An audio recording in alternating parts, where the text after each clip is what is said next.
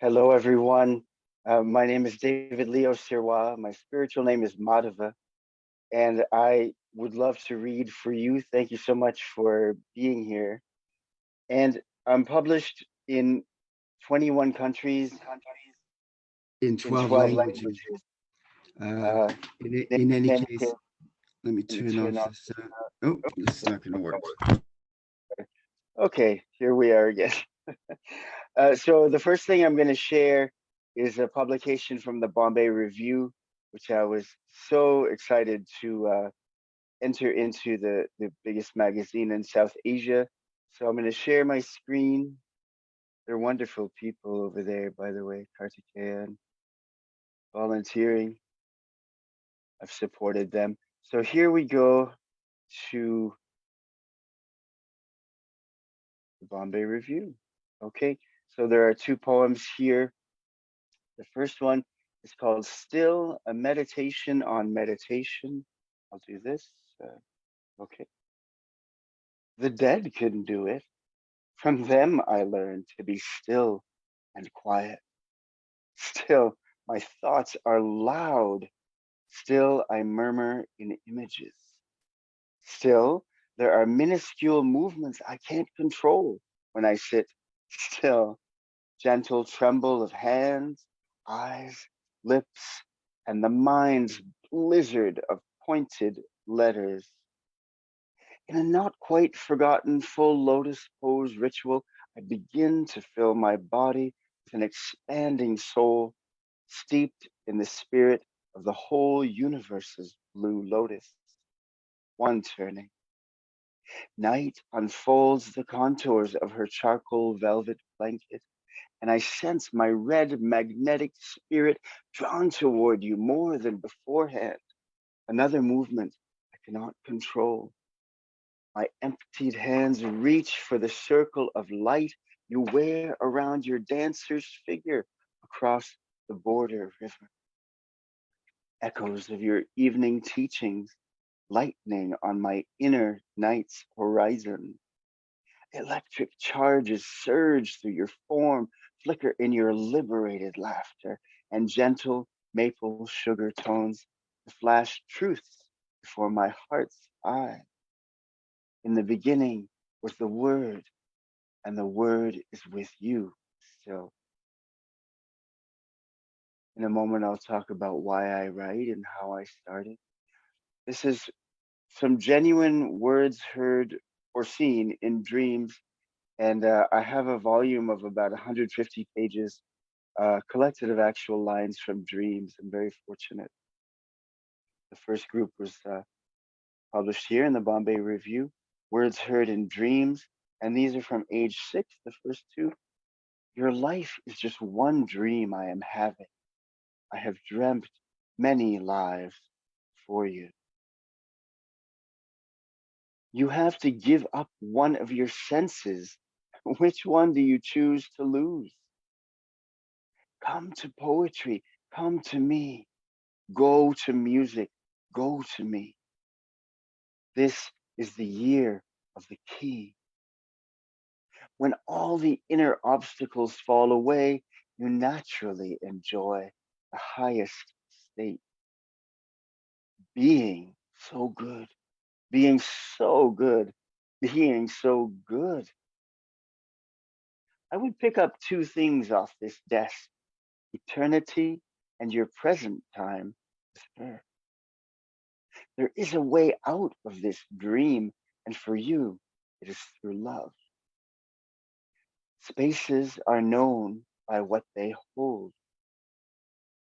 The body of light. This is the body of light. Do you mind living in a haunted house? Just be aware. She's everywhere. It is the third road we must take in the end, the path within. How do you wish to wear work you bear? Strum the lines on the calendar. May wisdom walk at your side and speak for you when you stray. How many stories are hidden at the bottom of every pocket on this street? To love to be free to see. Turn the key of pure awareness in a keyhole the size of your own body. Hold your mind, hold your light. His coming too has come into sight. Why are you still barking into a well? Careful, everything here's on a timer. We're turning into a tree to see what you can do with silence. People dream, says the dust. Does it have to be hard to design words? If you are not in the sequence of the heart, what next? We pursue and pursue the truth until we need rest. We finally see we are pursuing ourselves and then the rest. And the last is a question I heard in meditation. Are you awake enough to see from the eye of the heart?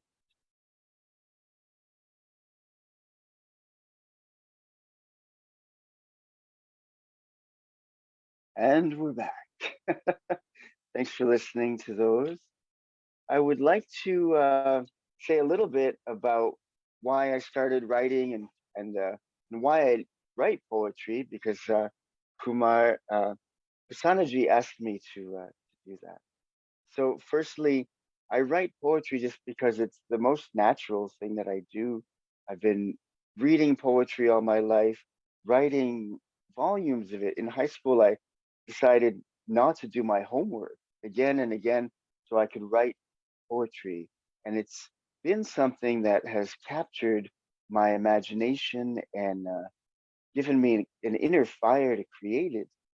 Since I was in fifth grade, I was 10 years old, and I had an English teacher who introduced us to Edgar Allan Poe at this young age and had us write poetry exercises. And she would assign one poem to write, and I might write eight. I was so excited. And so that continued on all my life. And I'm very fortunate to have met people like Sanaji and my Hindi translator, uh, as well as my Bengali translator, because that's introduced me to more and more people that speak other languages as well and gather together on Zoom to share poetry. So, in any case, I want to share my screen again, and I would like to share. I will show you actually. This poem actually begins with that line from a dream that you just heard. Stage of the spoken world. This is the year of the key. This is the year of the coin. This is the year of the word and the digits of the code. This year is the new alone. I take a walk in twilight quiet, Paul Valéry's sapphire habit to break from day's webs of words.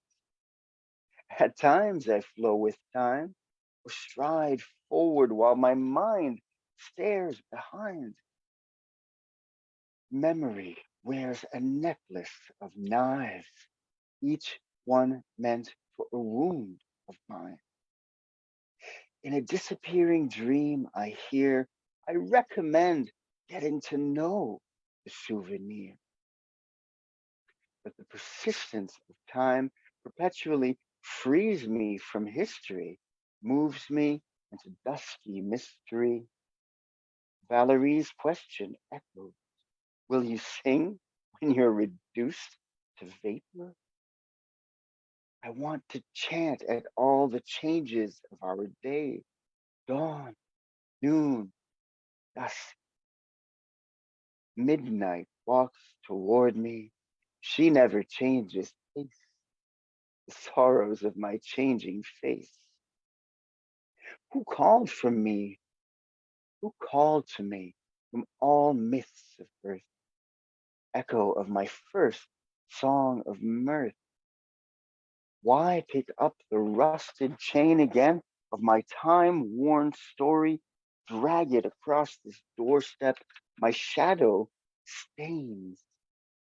Keep the vigil of open vision, circle of spacious time, timeless space. Outdoors dusk has turned to dark, its tendency toward a round trip. Best way to end my nightmares is to face them. The play I appear in forever starts over, refrain of ocean waves, sunlight sculpts with fire. The now is forever a newborn I've never before seen. I touch it with tender uncertainty. Bless this welcome present. Another flash dream firmly murmurs. They're not going to alert you. This is the start. Time is the pulse of consciousness. Now, onto the stage of the spoken world, I can only sing on this side of the curtain. The next poem I wrote expressly for Prasanna G's The Fertile Brains gathering uh, many months ago, and I generally don't write poems this short, but there was a time limit, there was a line limit, and so here we are. Oh no, this is the longer version. So I'll read the one that I wrote for Sanaji first. Oh my word, David Sirois. Okay, Blue Pearl, Nilabindu. In the sky of the mind, there is one blue star, a glow in the northern heavens, crown of the head, space of consciousness. Blue jewel, blue pearl, I sleep and wake and walk with you, secreted away in the still soft fontanelle. My brow naturally bows toward you, effortless gesture of respect, and constantly honors your cobalt glow. You await the brush of these blue eyes turned upward and inward, and those of every seeker under one world sky at the highest point in our minds. I don't want to regret never having been lost in the light of your sapphire sphere, forever star, constant constellation of one blue sun, humble radiance that holds the whole world. Blue jewel, blue pearl, goal of all knowing, divine destination. May I always see we are already steeped in the deep blue of your steady heaven. And I'll read a longer poem about the blue pearl, and I hope it's not too long for anyone's attention. So it's called Sapphire Sphere, Cher Bleu. When this is a friend of mine, I wrote an entire book about. Oh my word, I've got a little bit of a virus here. Sapphire Sphere, Cher Bleu. When December died, I woke in the blank dark of 5:55 a.m. and peacefulness pulsed in all the halls. My blood. Poetry poured out of the eyes in the palms of my hands. Blissful tears of indigo ink. For a moment, all my eyes were open, those in the soles of my feet. The eye of the heart, eternal witness. Kaleidoscopic wheel of light between my brows. The eye at the root of my sentient spine. Blue lotus of the throat, and the eye that desires to look upward opened its 1,000 petals in the fontanelle.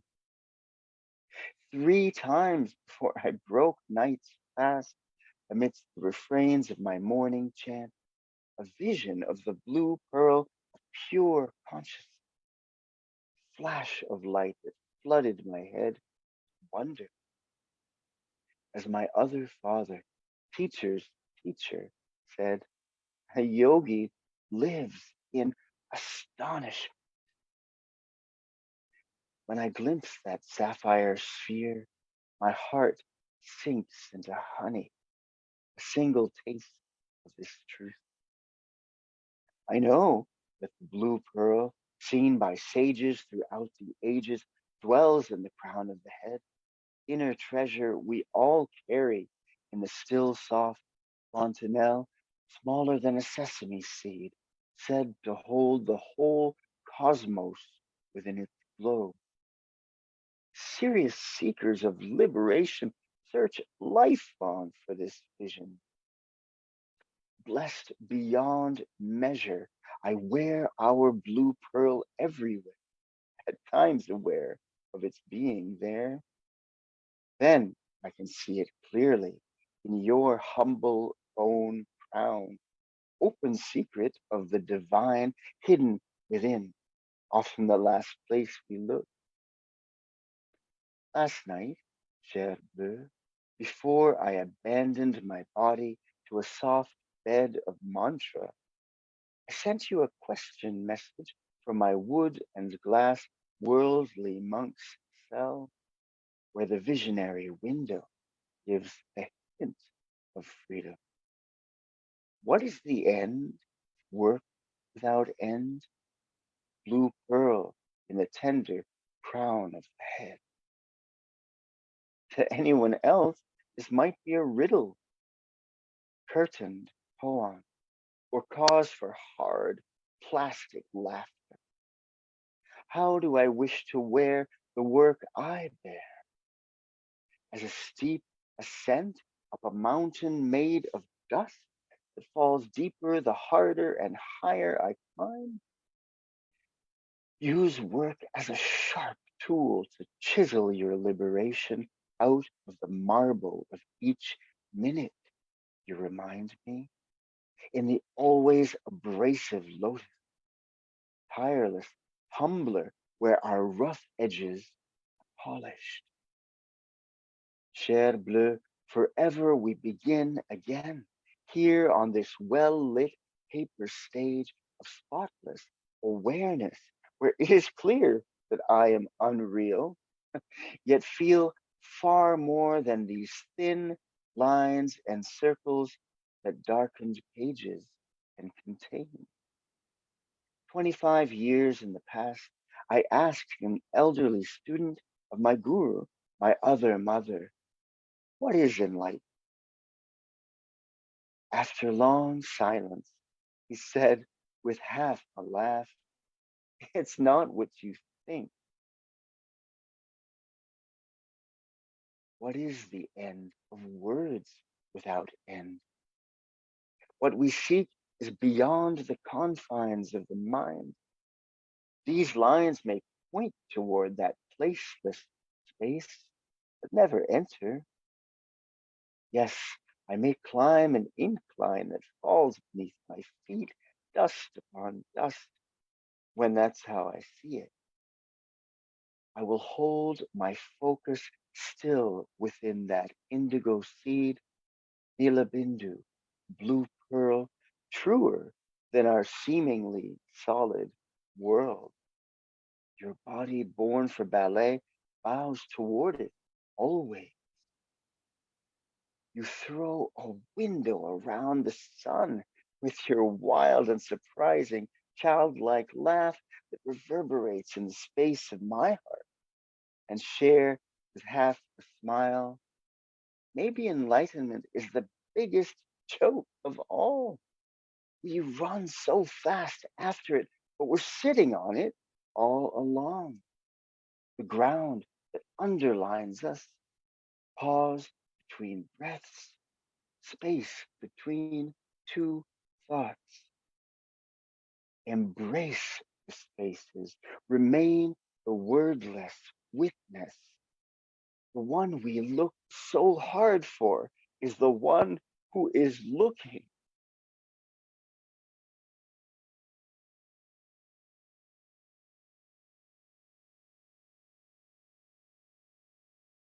Looks like my screen wasn't shared at all. Must have been just an image of my face. Sorry about that. So here we continue with a Dave with a face, not a faceless Dave. My apologies. And I wanted to come back from being away. I've read for 19 minutes The Secret Pigeon's Ball. This is from my book of poems to pigeons and plants called Humble Dove. Get it on Amazon if you want. The Secret Pigeon's Ball. Of all the unbidden pigeons in this half hidden part, Dave's faith is different. She refuses to wear their scarf of blue and green tradition. She models the color coffee ice cream, free to be alone and unbothered, crooning tones of cool. Does she know she's odd, dressed up for some private event, a secret pigeon's ball, where several colors of feeling mingle and merge into brown, like Play Doh in my 8-year-old hands when I nabbed the new year in my mind, tall, gold, neon 1979 sign. And I got into Time's toy train to race faster, ever faster into Paris proper, where in an overlooked part, quite quiet, a smart, illiterate pigeon, unaware of my stare, washes her long wing feathers in a fountain of sunshine. The essence of fashion is feeling good look. Uh, and now we actually will share the screen like for real, you know. Okay. And here we are in Jnaneshwar Maharaj's hall meditation. There we were. And so this is a poem that was in a magazine called, of course, Indian Periodical. I'm sure you know it. And by the way, that shorter blue pearl was in the Madras Courier. Illusion is the hardest thing. And this is based on something I overheard my guru, Guru Mai Chidvilasananda, say when I lived at her ashram. She said, Maya is the hardest thing. Illusion is the hardest thing. I see and hear Avenue de Versailles release its voice from words that long had held it down, aimless flurries of passers-by. Sunset stretches overhead and builds a city of stone on green that seems to fill the absent sky with fiery lights in brilliant grids. We swim in rhythm with the sea of breath, these breezes whose chord progression never resolves. Time's fingers grip a spinning globe and draw the soul slowly over magnetic meridians at dusk, strum the world's imaginary strings. Within, we chant a hidden word, meditation often heard. The river rolls backward in my eyes, mirrored spheres, flows over inner rocks, and returns a wounded arrow. Our sharp half moon has split the dusk and cut the cords to cold denial of beauty's paint on canvas minds. Twilight's windows begin to speak in sapphire song and one long sigh. Seagulls wheel over long waters, crying out their timeless tale. Midway in the journey of our life, we found the ocean lost to us. We burned for a bond with water and wandered with every feather, seek and find. Below Pomirabo's faint green rails, in cobalt light, white birds unwind. They work to learn letters and words from overvalued thoughts we guard, unspoken sparks. We make our world. Of course, I mean Shakti, but didn't want to put the Sanskrit in this poem. A troubled singer begs the mirror to glitter in falling shards just to break the hardest layer. My other mother murmurs, Maya is the hardest thing. Please push the mirror and discover it's a window to within. At the deep heart's core, leave your door wide open. Let kind fire spread.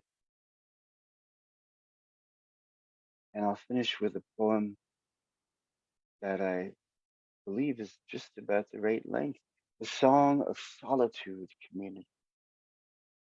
One light and dark sky hovers everywhere to halo holy places and decrepit alike under crown jewel constellations scattered over the community of humanity, magnanimous kindness of quiet stars for all global locals connected by a web.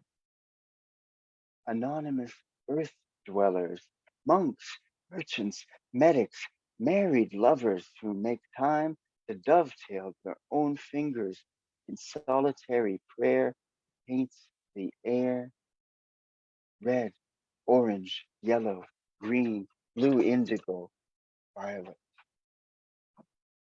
I fell in love with the silence of the soul that brings warm human intuition and reason to their knees in the never doomed domed temple of midnight Paris, Prague, Istanbul, Mumbai, Rio, Boston, Montreal, and all cities, towns, villages on the omnipresent ground stage of the spoken world, changing face of earth.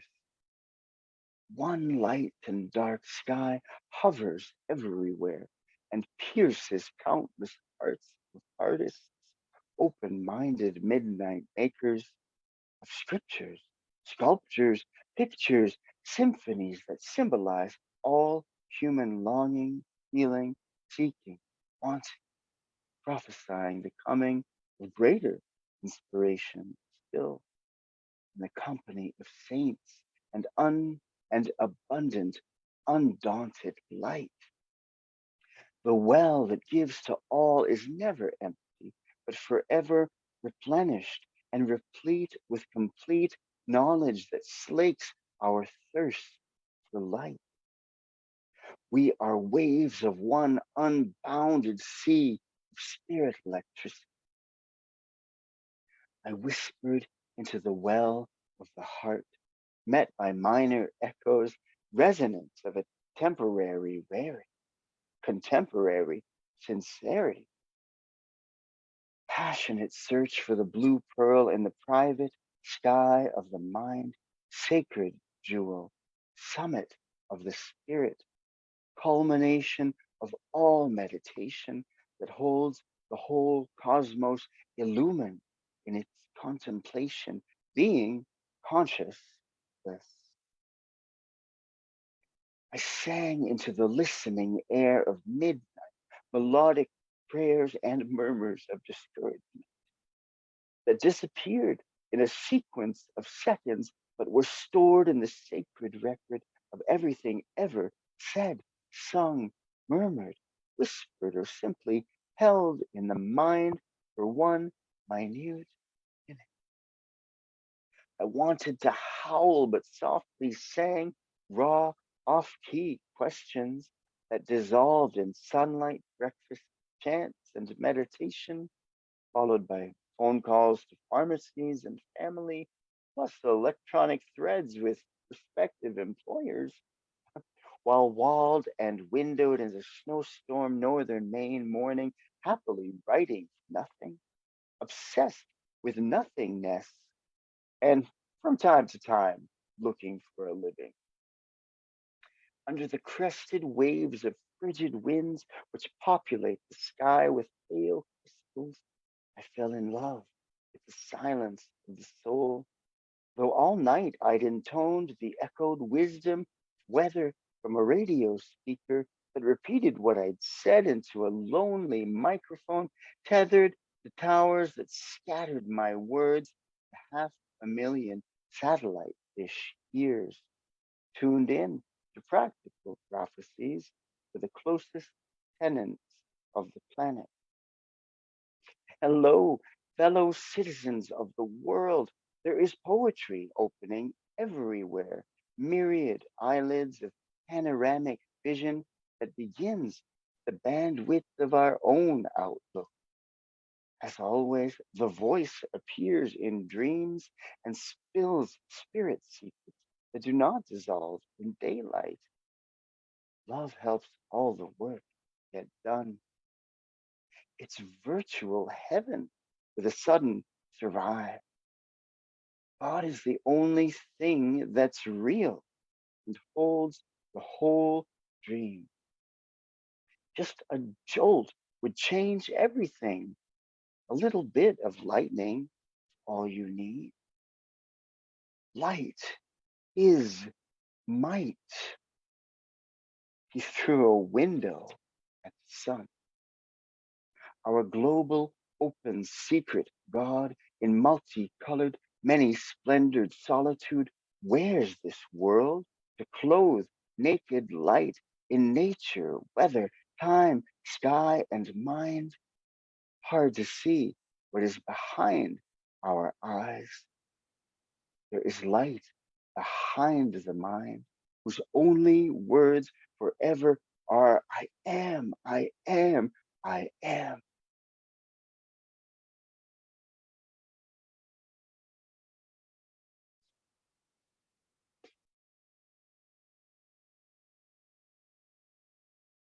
Thanks a million for listening to me. I I appreciate it. And namaskar. Thank you, everyone. I don't know if Prasanna ji has the last words to say.